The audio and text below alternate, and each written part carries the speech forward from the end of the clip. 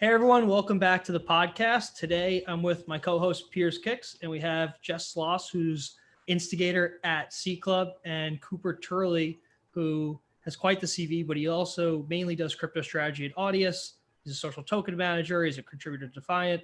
So really amped to have you guys on to talk about your social token posts. How's it going, guys? Doing well, man. Good. Thanks for having us. Cool. So what was the impetus to write a social token year in review? Whose idea was it? It's a good question. Jess, do you remember who teed it up, that idea? I think it was Carlos, huh? Yeah, I think so. So we have a really active group chat around C Club, and I think just a lot of these ideas sort of just emerged from somebody throwing something in that chat, and I think Cooper took it by the horns and turned into this collaboration between Cooper, some people, and Carlos from Forefront. Yeah, I think, on my end, I saw this opportunity to basically recap all the stuff we had been talking about. I think at the end of the year, everyone's looking for a recap, year in review, et cetera, et cetera. Rather than focus on a specific project, I wanted to take a step back and be like, social tokens are still small enough that I feel like we can really give an overview on the entire industry and ecosystem. I think everyone was expecting there to be a DeFi year in review, but I don't think anyone saw social token year in review coming. So on my mind, it kind of was a way to categorize everything that's happening and give a little bit more legitimacy to all the stuff that I know that Jess and I are really passionate about. So how did social tokens get their start? I feel like there's been a lot of waves here and there. Some people are tokenizing their time and other people are tokenizing other things, but I feel like it's just like bubbling up a little bit from everywhere. Like, what was the social token push? I mean, I think there's a history that even comes before what we talked about on the year in review that I think it sort of stems out of like the founding of Ethereum and this idea of being able to tokenize individuals or have individual tokens. And I don't think we get into the detail there in the report, but some of the earliest examples are, people tokenizing their time, Matthew Vernon, or what Peter had done with his magic token.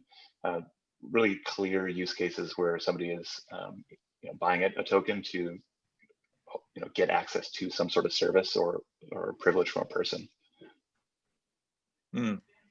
Yeah, and I'll add on to that I think adding a financial value to social capital is something that's pretty unique to crypto. Like we can basically tokenize any asset or any category of service. And I think that this sector particularly was kind of taking a step back from a deeply financial DeFi type scenario to more like, hey, I'm either a human or a community or a brand, and I want to sort of put a financial value behind my services. And this felt like a good way to do that in a new and exciting way.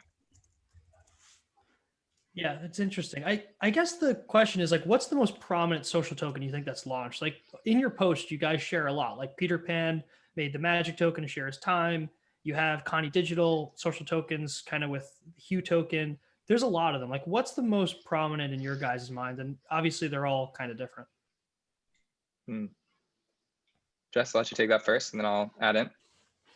Yeah, I mean, I think the largest is Whale, which is sort of like it started off as a basket of NFTs. So Whale Shark Pro tokenized, launched a social token that represented this vault, essentially a growing vault of NFTs, but it really spun into multiple associated communities. It sort of used those tokens as a way of incentivizing or sparking new communities alongside it. So the Work in Progress podcast and community and sort of metaverse experience is one of those derivatives. And I think that's, just from a market cap standpoint is the largest. But there's also, a lot of really interesting communities that I think are really gaining traction and are focused much more on the community dynamics. So this idea of wanting to be in there and getting a lot of value of being a part of the community versus just a token price, which I think is sort of like one of the big themes you'll see emerge in this space. It's just how we balance off those two, like what's a good way of measuring success in the space? Is it just market cap or is it like some other measure?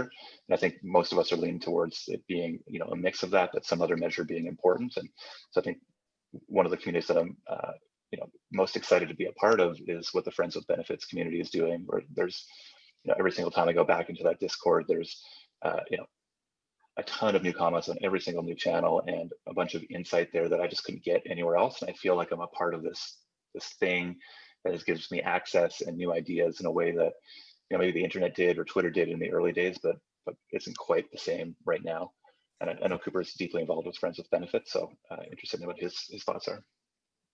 Yeah, to answer that question, I think that word prominent is really interesting. I'd probably say the answer to that would be RAC token. And obviously I'm biased on this because I'm involved with the project, but when I think of social tokens, I think of what is sort of a stamp of approval from a mainstream lens. You know, RAC being a Grammy award-winning musician, him sort of leaning into this space and showing that a musician can embody Web3 and sort of align their community felt really big to me.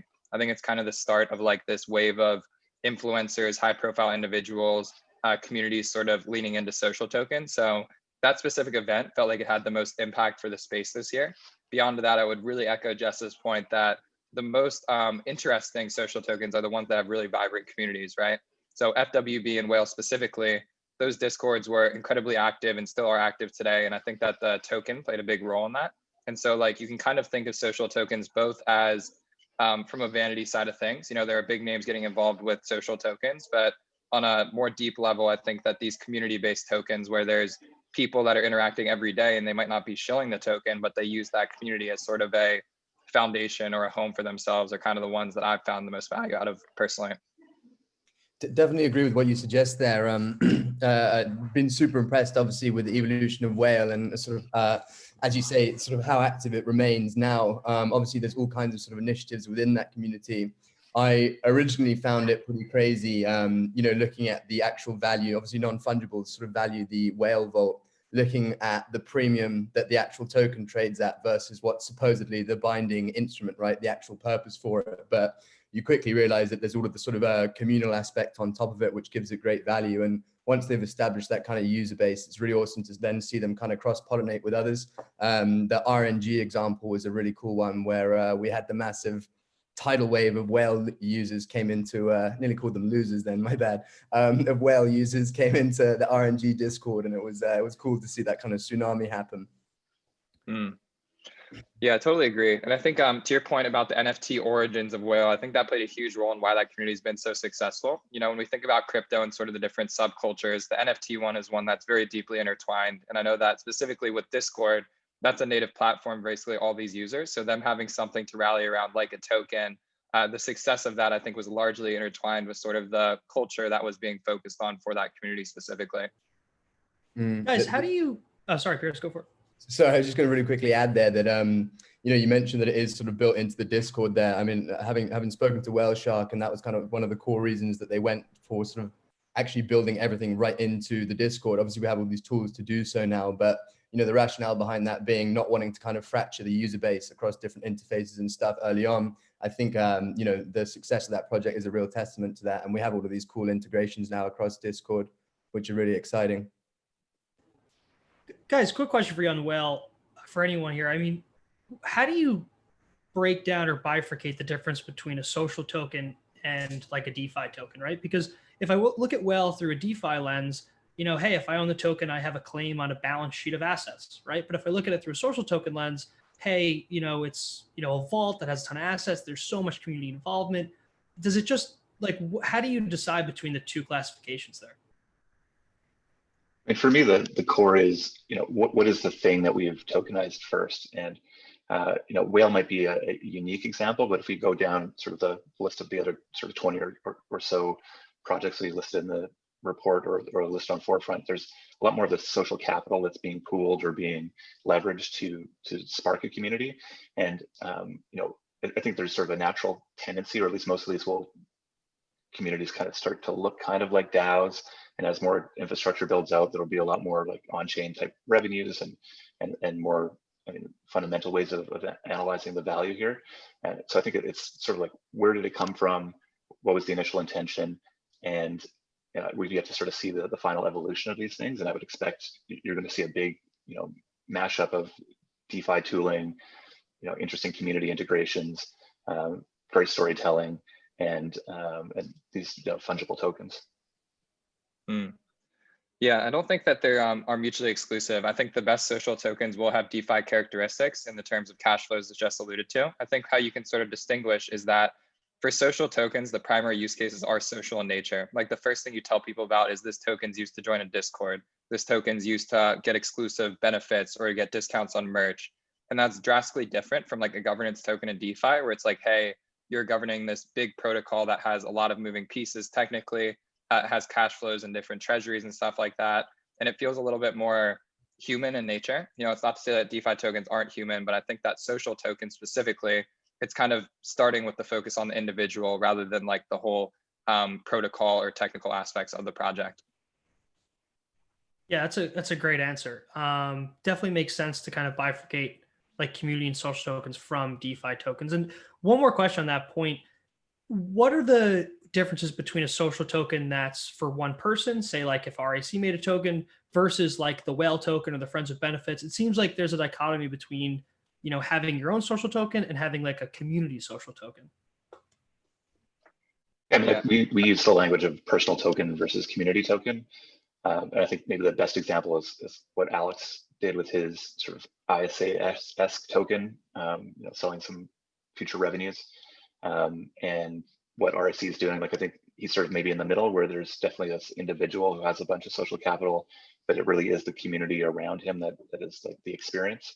And then, you know, maybe on the far side where community is first is like friends with benefits or RMG. So there's, I think, easy categorizations at the high level, but really quickly the tendency here is for these tokens to sort of coalesce a community around them, and the value to really be generated through the, you know, the cooperation, co-creation between community and individual. Totally. There's this great post that Mason Nystrom from Asari put out, sort of talking about the dichotomy of social tokens. And a point that he made that I really liked is that most social tokens start as a personal token and become a community token. There needs to be a strong leader for them to be successful. And even if it starts around a single creator, you know, the end state of these and where they become successful is when it ends up being owned by the community. So, you know, I think there's an opportunity for a lot of creators to make something very light that's centered around them.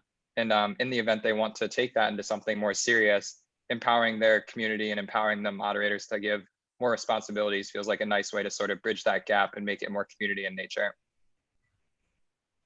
Yeah, that's awesome. That makes a lot of sense. And how exactly do the social tokens get out there? Like in your post, you guys share a lot on issuers. Like you have Roll, you have Rally. I'm not sure what all the differences are between them, but like, what's the difference between launching a social token and, you know, yield farming a DeFi token and it eventually getting just listed on Uniswap? This is a great question, because I think it's really important to highlight that issuance is different from distribution. Those projects that you mentioned, they solely mint the token for you. They have tools to allow you to get it out there, but that's really on the creator to decide how they issue it to their community. What I've seen work well on this front is airdrops, you know, the oldest trick in the book for crypto. Someone completes an action, they get tokens in return. What we're seeing now that's more interesting, I think, is doing active participation. So using tools like SourceCred, you can basically reward people for their on-chain or offline contributions and basically say, hey, if you come to Discord every day, if you show up to our community calls, if you vote on governance, there's a way that we can give you tokens for doing very human tasks. And I think that the more granular you get about the creative ways in which a community member engages with that creator, that feels like a good, you know, recipe for effective distribution. Yeah. Sorry, go ahead. No, you go for it, Piers. I was just going to say, yeah, around that point of, you know, issuance and distribution being different things. One of the projects I think you guys definitely touched upon was Unite. That's looking really cool. You know, Alex speaks of, you know, the idea of kind of effectively doing a vampire attack on the sort of Web2 social graph for some of these platforms where, you know, actually just interacting with a tweet through a retweet or whatever can actually serve as the, you know, function around which tokens are distributed, and you can start to port your audiences from these existing platforms into a token community and from there coordinate them. It's a really cool concept. I'm excited to see how all of that stuff evolves. I mean, I think like that's, yeah, Alex, those guys are great. I think that's sort of like if you think about the big promise or excitement around social tokens, it's this idea that there's a whole bunch of people out there that have a lot of authority and influence that can start to introduce, you know, crypto or tokens to a more mainstream user base. And the idea of a vampire attack, whether that's done through a tool like Unite, or, you know, today we saw Portugal the Man, which is a, you know, an indie band, I guess, out of the US, launch a token on Rally. And it was sort of as simple as posting a video on their YouTube channel and on their Twitter account and on their Instagram. And all of a sudden there's this, like, you know, a very active Discord community that has popped up overnight, essentially. So I think it just sort of shows the absolute power, both of like the frustration these creators are feeling with, you know, being locked into and creating value for platforms like Facebook and Instagram, and really not being able to capture any of that value within the platforms, which I think is like the spark for many of these folks. But then also just the ability to, you know, hold their network into a new place that's owned by them. And so I think that's the thing I'm watching really closely, especially this week, is to see the, like, what do those numbers look like? What impact does that have on their token price? How are people responding to the narrative that these artists are putting out there? Because I think it's just an absolutely huge opportunity. Yeah, Cooper, you brought up a really good point before too about like community management and kind of rewarding people. Do you think that we'll get to a point where like community management's really hard in crypto? Like you have the founders spending 70% of their time on Discord and responding to things. Is there a way that we can use social tokens to reward people for automating those tasks? And then, if they have a certain amount, then they unlock new features, like, can't throw a Wi-Fi governance proposal unless you're X level. Like, is that a dumb way to think about it? Or do you think a lot of that could be automated? I think this is exactly where it's headed. I think the way that I think about social tokens is how do you create social graphs where people are more empowered to do specific things in that community? To the testament of community managers, this is similar to what moderators are on Twitch, right? It's basically an overly active community member. They're doing a great job. The creator recognizes them and they lift them up to steward that conversation. What's cool about social tokens is that community managers can have a more direct role in the distribution of tokens. They can have more direct role in sort of stewarding and pointing conversations in the way that they see fit. And most importantly, they can feel like they're actually part of the core team. And I think that this is something that shares a lot of values with DeFi right now, is that with community tokens, there is no team and community. It's one and the same. A community manager is a part of the core team and they're also an active member in that community. And the more that you lean into that and sort of the more power that you give those managers, I think that this is where I've seen it be successful, because it's people other than the creator that actually feel like they have the power to make a meaningful change. Yeah, that's awesome. If I was on the outside just looking at Wi-Fi for the first time, I would have no difference. I wouldn't know the difference between Banteg and contributor 13. But if they had some reputation or social token included there, it might be easier to kind of judge that from the outside. Totally. Yeah. Cool. Piers, it would be interesting to get your thoughts kind of on gaming and kind of you're so in the midst there. Like, do you think that this is viable from a gaming perspective for creators and popular gamers, or what are your thoughts there? Yeah, I actually do, and I'm looking forward to some big in-game guilds, perhaps from traditional games, not necessarily blockchain games. Big World of Warcraft or RuneScape clan or something, trying to take advantage of this, because again, it's just a really cool way to A, sort of bind, and then B, kind of coordinate a community in an interesting way. Whether there's an upcoming raid and whoever's fulfilled a certain function within the week, or whoever's been performing desirable activities amongst the community, they might qualify to be lent, out of the clan's sort of war chest, some special sword of some nondescript sword. But yeah, I'm really excited to see where it goes with that. But I haven't seen too much activity around that side of things just yet. Despite what a crazy year sort of last year was for all of this stuff, we still are, obviously still right at the front of it. Still super early days, but yeah, that's definitely a use case that I'm keeping an eye on. Mm-hmm. That's awesome, man. It'll be exciting. Sorry, Cooper.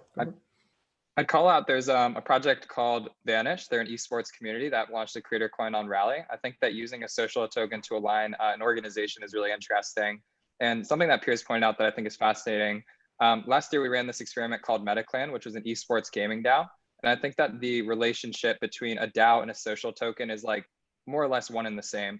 I think that we were almost too early in the sense of trying to make everything really Web3 and making it a DAO and sort of pulling capital. Whereas I actually think that just having a token that's fungible and people can sort of like align with one another serves like most of the purposes that a DAO does without like a lot of the overhead of having to do proposals and voting on chain. So it's definitely evolved my thinking around like, how do you get people to coordinate in a way that doesn't feel too heavy on a technical side of things? Yeah, I think that's an excellent point. I think we'd both agree that upon reflection with MetaClan, we were perhaps over-equipped to begin with there for what we were trying to do. So yeah, I definitely think there's that middle ground, that sweet spot that these social tokens could occupy. Jess, you mentioned before just hitting the traditional world with this, and any artist, any creator being able to use their likeness, outside of a brand. It's kind of right up Cooper's alley with what he's doing at Audius, but I'd love to hear your thoughts as well on this. Do you think that this will actually be used in mass by the traditional world, artists, gamers, pro athletes, things like that? Or is that maybe too much of a stretch for social tokens?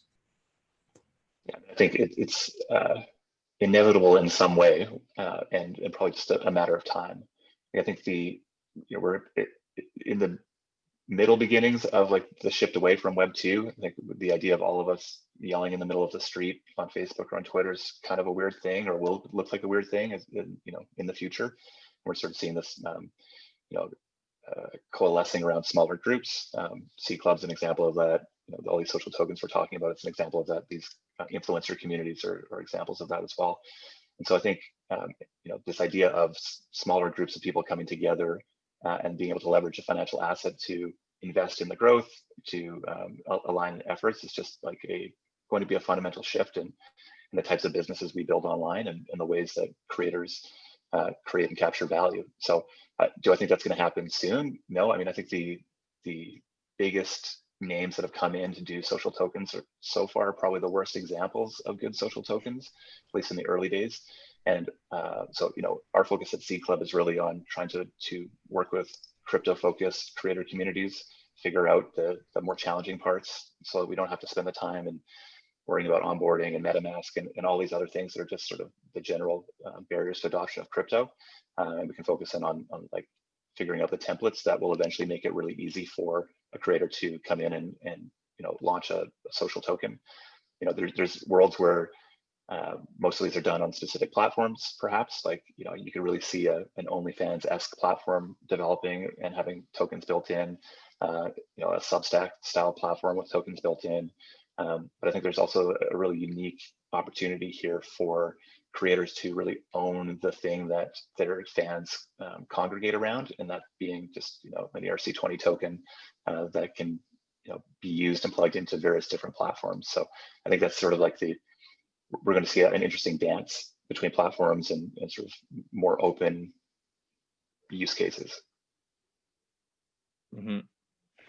I totally agree with that. I think this year we're going to see the first wave of viral creators issuing social tokens. I think Jess's point is really important, that so far we've seen Little Yachty and Little Pump make social token, but I think that's about the opposite of what we personally feel like is valuable about social tokens. So I think there's an important difference between notoriety. Like I said before, there's going to be big names that do this. I think there's going to be a small fraction of them that actually doing it in a meaningful way.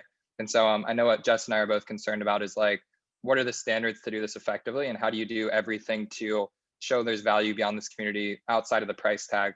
So I think when you start looking at success as a metric of funds raised or as the price of a token, you get into some really dangerous territory. Yeah, no, that's a fair point. You definitely don't want to be too cognizant of price as the deciding factor, because that might just be awkward and biased. You guys have a social tokens map on your post, and there's a lot of different ways you can create social tokens. You have personal, music, art tokens, etc. One of the interesting ones you guys have is culture, like the swag token, FWB, Robot, 1337. It's kind of weird because when we interact with main brands today, like if I get a Supreme thing, like I'm just using what they're giving me, like the culture that they put out, I'm wearing. In this aspect, it seems like people will instead be able to shape brands themselves. Do you think we're ready for that, or is that the goal? Totally. I think we're ready for it. I think collective collaboration is really, really fascinating. I think for the first time in history, we can actually create products and services in like a group manner and not have to worry about a small subset of two people making all the decisions. So, I think culture is incredibly valuable. Up until now, we haven't really had a way to capture its upside or to place financial value on it. So I think that this idea of social tokens is like the first step in that direction. Yeah, they're going to be this sort of new emergent type of culture and brand, right? So I think within the social token space, it's really easy to look at what's happening already and see how you can plug a token into it. But I think really like the biggest wins and most interesting projects are going to be ones that sort of emerge from the primitives and templates and communities that are native to crypto. So I think like, what do we create when we give people the opportunity to both participate, own, and sort of have a variety of credibility or say within a community, and as we're creating merch or we're creating new fashion items, or even if you think of something like async art, where you have this like multiple layers of art, and there's this dynamic where the artist is creating something, but how the community and individuals interact with it also has an impact on it. So that's kind of what I'm paying attention to, is where not plugging tokens into existing brands. So I think we'll see that as well, but more like what what interesting brands emerge from these token interactions. I completely agree with the sort of angle of attack there. The focus on trying to define and stress test some of these cooler models in the sort of closer to the crypto space to begin with. What are some of the kind of perhaps non-obvious or a little bit unique examples of this that are either here that maybe don't have so much light cast on them yet, or you think are maybe coming in the pipeline? Yeah, I would love to shine some light on this project called MetaFactory. In the culture section, it's the token robot. They're basically using this token to allow holders to signal to different merchandise they want to have produced. So it's called a curation game where you take the tokens, an artist presents an idea, and once it reaches a certain threshold of people staking to it, that item actually gets produced and put into the world. And I think these notions of being able to allow people to be like very signal oriented to what they want to see built and sharing the upside of those products feels like a really positive flywheel that I'm really excited to watch pan out. I think you got me. You hat tipped me to the Wi-Fi hoodie, Cooper. I think that was MetaFactory, right? Yeah, and I'm not sure if you knew, but you got a retroactive airdrop for buying that ended up being pretty favorable for the purchase of that hoodie too. It's cool, man. No, it's interesting. And I guess for you guys, what was the biggest ape social token that you guys have aped into? Like, if it's just to support your friends and creators, that's also fine. We're early, but was there one that stood out that you said, damn, I'm buying as much of this as I can right now? Jess, go first. I'm happy to take it first if you'd like to. Sure, go for it. Yeah, so I think it's important that Jess and I are both in service like roles in some degree, right? So there's a separation between us getting compensated for our work we're doing in these communities and us aping into them as like an investment perspective. I think for me, the ones that I would say I've aped into the hardest would probably be FWB before I joined in a formal capacity. Some of the early examples of personal tokens, so both Alex and Kerman's tokens when it was a really new thing. The early days of Jam when there was a lot of conversation around community, collective contributions. Honestly, like all of these, I remember for the Whale Discord reacting to an emote in Whale's Discord and getting $100 worth of tokens, being like, okay, wow, this is fucking incredible. And then just yeeting in like multiple ETH into the project before I even looked any further than that. So, I think like that launch event and getting people to just like make some buzz around it was enough for me to just be like, YOLO, like I'm doubling down on this. Let's see what happens. There was something about those drops too, where it was like, you have 60 seconds to click this emote, and just seeing an entire server with a few thousand people spamming a button in front of you is pretty entertaining. That was pretty good fun. +1. Yeah, the RNG Discord was like that as well. And some of the early airdrops, it's just that, and that's something that Connie, who has the Hue token, talked about in his early days when he would sort of launch new NFTs within his CryptoVoxels parcel. And you just see this like, CryptoVoxels being dead, and then all of a sudden thousands of people sort of rushing in, and this token being like a driving factor behind it. To answer your question, Tom, I think the way that I've aped in is into the space generally, and I think it's with my time and effort more than anything. Though I definitely do hold a wide selection of these tokens. I think that we're just so early that the early projects are great examples, and yet the best is still to come. And so the whole idea behind Seed Club was just how do we, Seed Club's a social token incubator. So we're looking to, it sort of started with this idea that there are many more questions than there are answers on how to do this right. And so the way that we get to clarity there is by bringing a whole bunch of smart people together. So Cooper is one of those, and creators who are looking to launch these tokens and learn alongside them. And so to me, the Seed Club is the thing I've aped into, which is in many ways just an index on the space, I think. And we're really just trying to create a way for other creators to come in and to expand just the, to reduce whale dominance in some way, maybe, right? Like there's just so many more opportunities here than what we have on the table right now.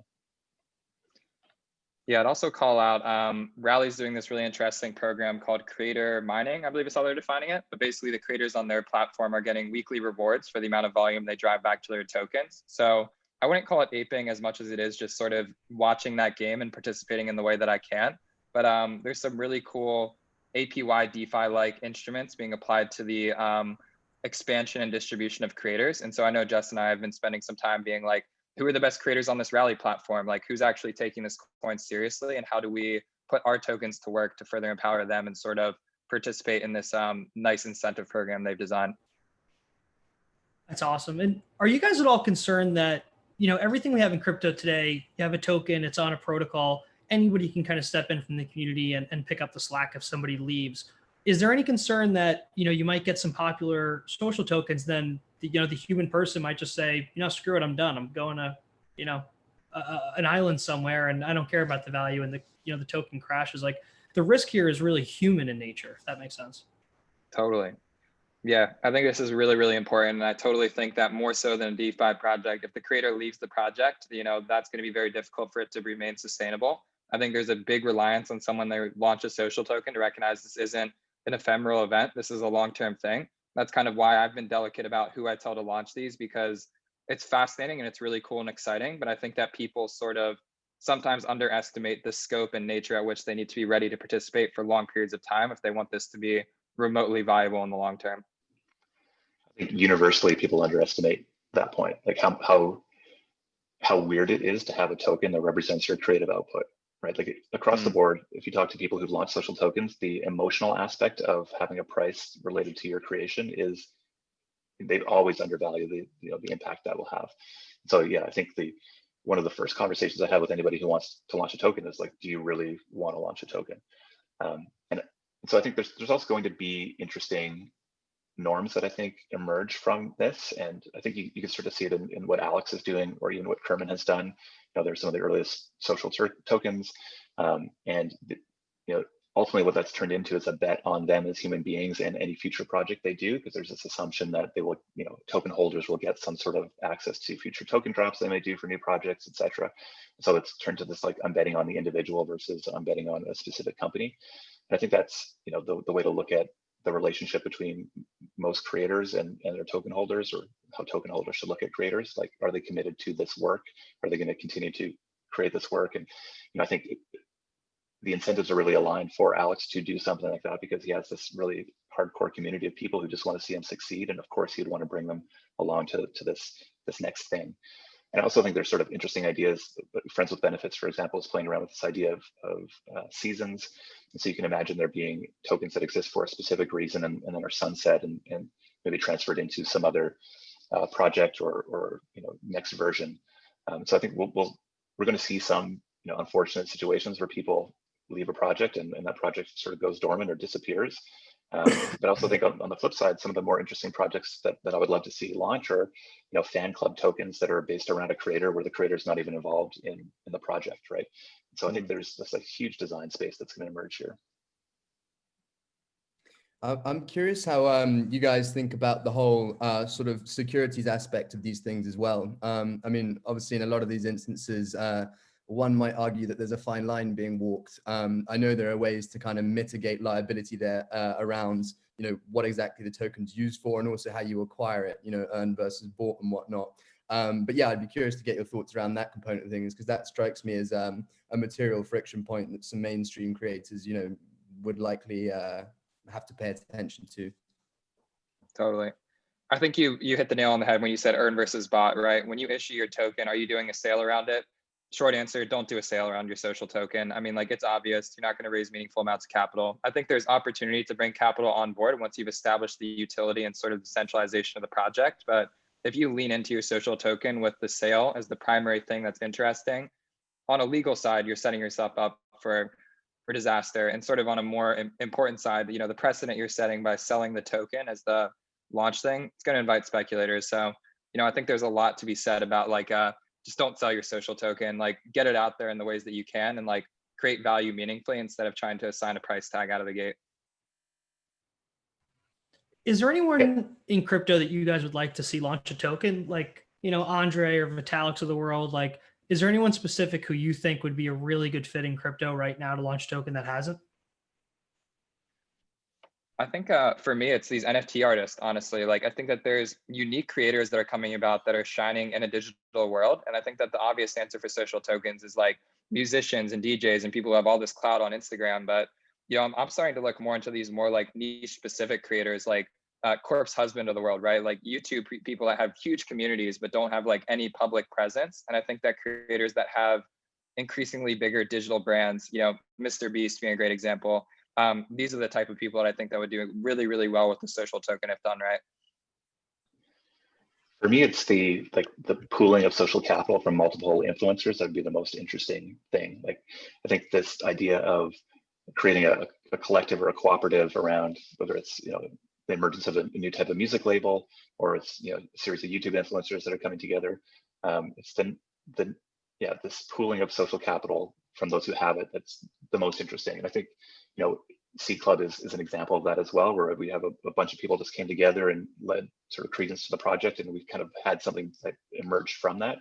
And I think we're going to see that across the spectrum, from OnlyFans creators or adult entertainers to gamers to YouTubers, and even to people who maybe don't have like a whole lot of social capital to start with, but who are able to come together to launch something. And I think the post from the other internet guys around squad wealth is just like the guiding light here. If you see the power of small groups collaborating and throwing an asset in the middle of that can be held and used to incentivize a broader group of people to work towards the goal. I think that's probably where we're going to see like the biggest wins with long-term success, in my opinion. Totally good.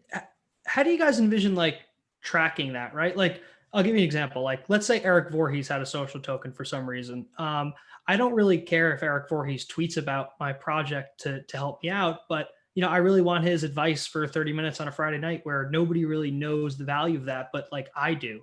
Like, is there an issue with like attributing value from other people to these tokens when a lot of the value is more qualitative than trackable metric wise? It's a good point. It's something I've put a lot of thought into, because there's a project I was working on to design time tokens, where basically it was a social token, but the only utility was to redeem it for time.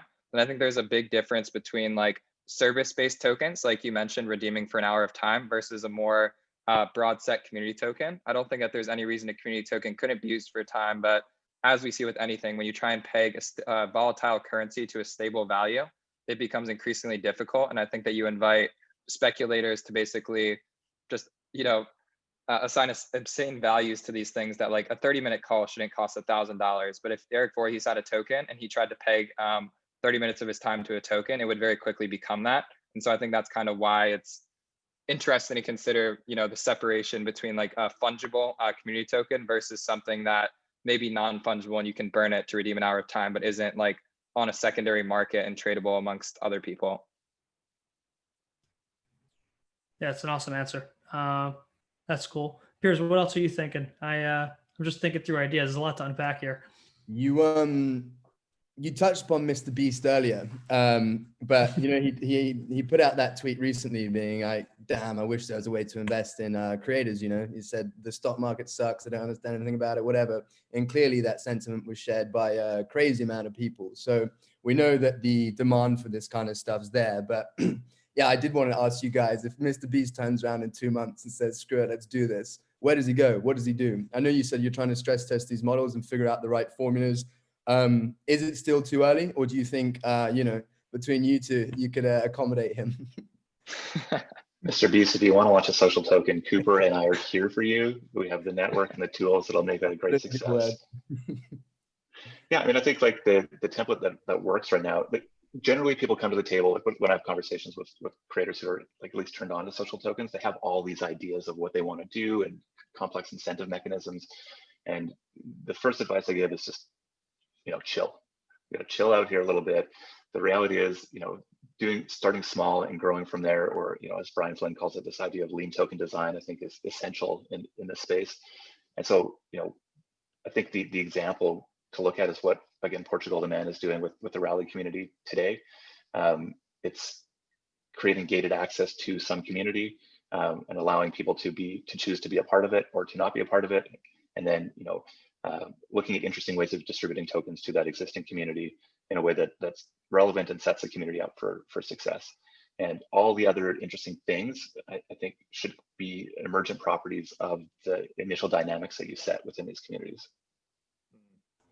Yeah, I'd probably add into there that if someone like Mr. Beast were to launch a social token, I probably wouldn't point them to an existing platform today. I'd tell them to build out a development team and to do everything in-house themselves.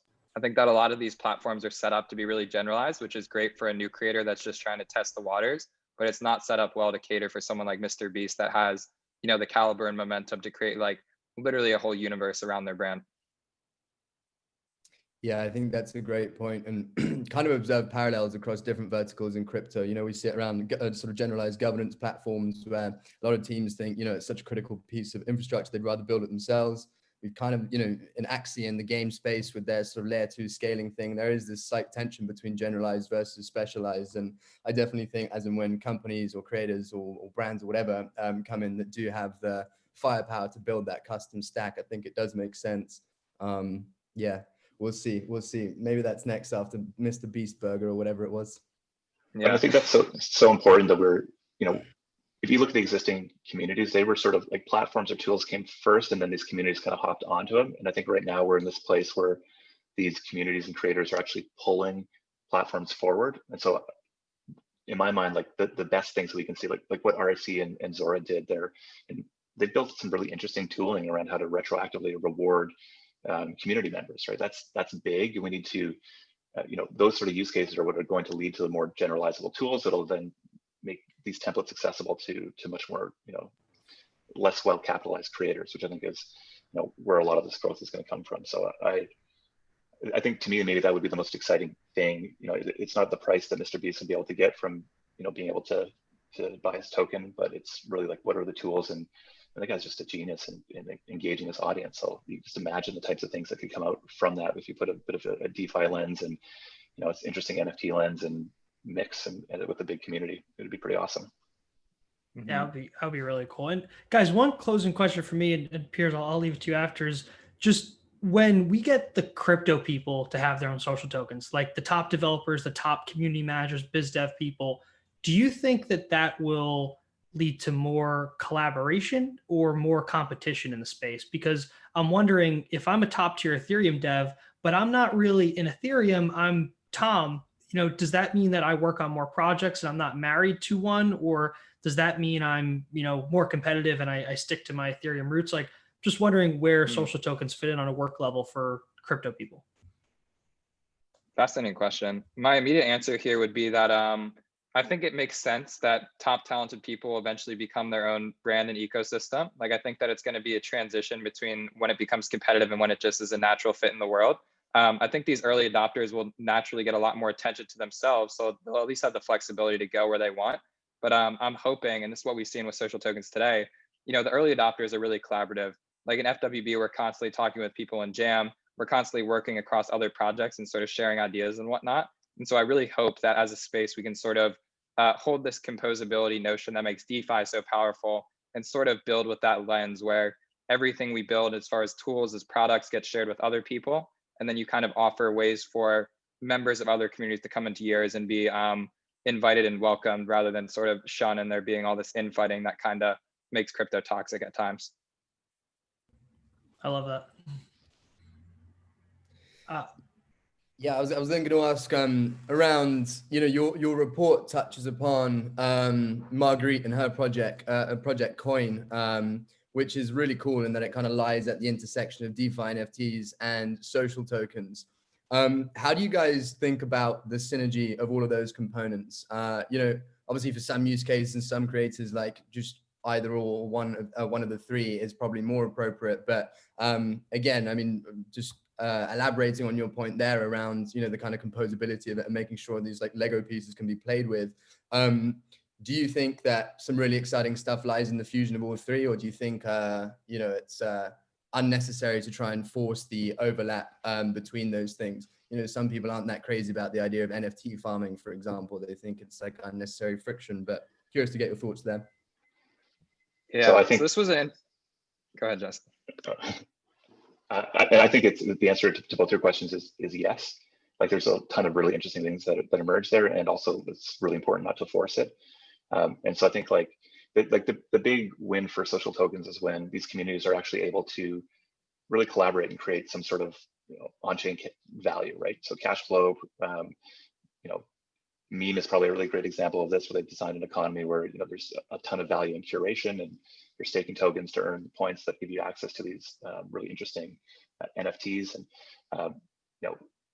I'm really, really, really focused and interested in figuring out how these templates emerge and making those templates accessible, or at least known to creators, so they have these building blocks to play around with. And I think the idea of how you reward value within a community, or how you create value within a community, are these huge boxes that are just fascinating to get into when you start thinking about where we're at today and where we might go, even just given the tools that exist in DeFi or in NFTs right now. So really, really exciting, I think, to watch. Totally. I think this notion of putting your capital to work to earn something in return is synonymous across all community tokens. You stake a token somewhere, you get something that's unique to that community. Fantastic premise. I think that everyone will build on that. What I learned from the coin experiment was the more building blocks you tie together, the deeper the education is required for people to participate. So I think we had some really amazing ideas there for NFT farming, fractionalized ownership, stuff that's really ahead of its time. But the complexity that comes with the tools that are out there today and tying them together in a very intuitive way is really difficult. And so, back to the Mr. Beast point, I think that where this becomes successful is when people design ecosystems that have very niche specific programs and use cases that are very, very easy to grasp.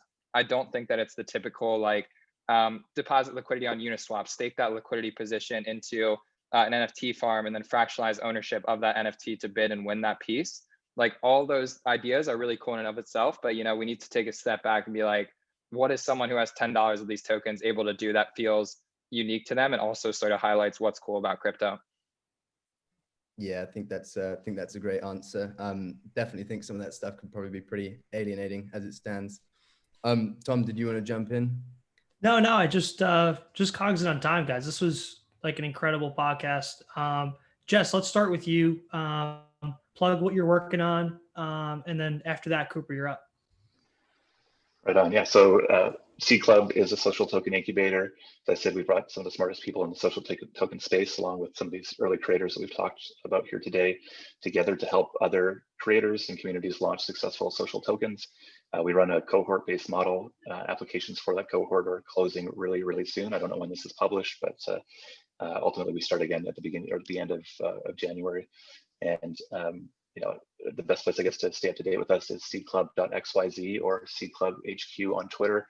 You'll also be able to find our Discord there, which is the place to go if you have specific questions. If you're a creator and thinking about how to take a first step into the space, if you land there, you will be in good company, and we'll be able to direct you to the best resources and people that can help you do that.